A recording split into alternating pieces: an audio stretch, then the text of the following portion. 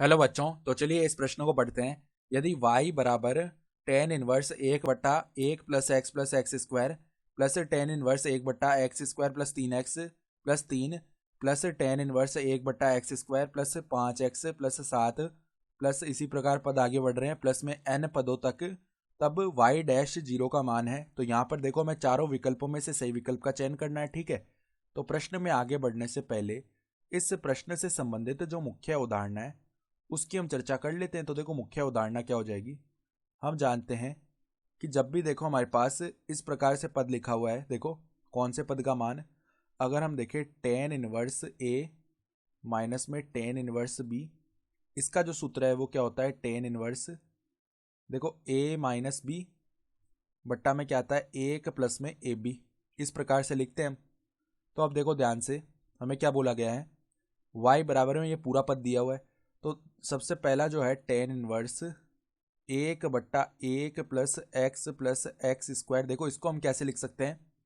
यहाँ पर देखो हमने क्या किया, टेन इनवर्स जो ऊपर एक है ना, उसको तो देखो हम किस प्रकार से लिख रहे हैं, एक्स प्लस एक ये लिखा, ठीक है, और माइनस में क्या लिख दिया, इसको एक्स लिख दिया।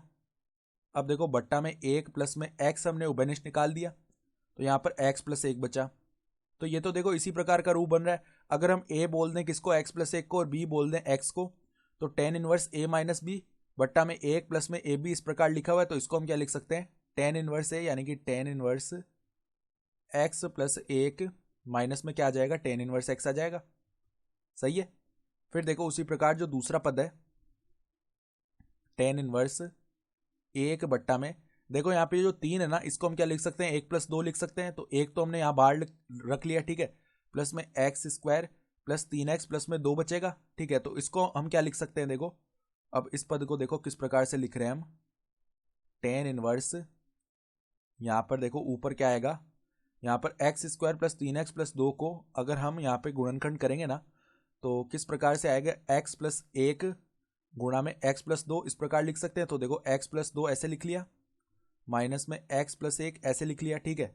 और बट्टा में देखो यहाँ पर क्या है, एक प्लस में इसको लिख सकते हैं एक्स प्लस दो गुणा में एक्स प्लस एक, ठीक है। तो अब देखो वापस से यही सूत्र लगा, और ये क्या बन गया, टेन इनवर्स एक्स प्लस दो माइनस में टेन इनवर्स एक्स प्लस एक, ये पद बन गया। अब देखो जो तीसरा पद है उसकी बात करते हैं, क्या है, टेन इनवर्स एक बट्टा में, यहाँ पर भी देखो हम एक को बाहर निकाल लेते हैं।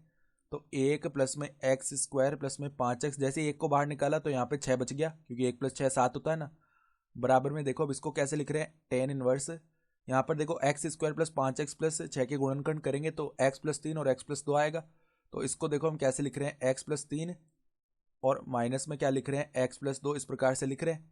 और बट्टा में देखो यहाँ पर एक प्लस में एक्स प्लस तीन गुणा में एक्स प्लस दो ऐसे लिख दिया।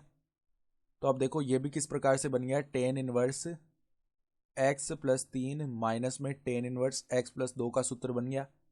तो अब देखो अगर हम y का मान ज्ञात करेंगे ना, तो इन सभी को जोड़ना पड़ेगा, यानी कि देखो टेन इनवर्स एक्स प्लस एक, फिर क्या आ जाएगा हमारे पास, माइनस में टेन इनवर्स एक्स, ये तो पहले पद का मान हुआ। फिर देखो प्लस में क्या आएगा, जो दूसरा पद है वो क्या है, टेन इनवर्स एक्स प्लस दो, टेन इनवर्स एक्स प्लस दो, और हमारे पास क्या है, देखो माइनस में है टेन इनवर्स एक्स प्लस एक, माइनस में टेन इनवर्स एक्स प्लस एक, सही है। फिर देखो जो तीसरा पद है वो क्या है, टेन इनवर्स एक्स प्लस तीन, और माइनस में क्या है, टेन इनवर्स एक्स प्लस दो, और इसी प्रकार से पद आगे बढ़ते जा रहे हैं।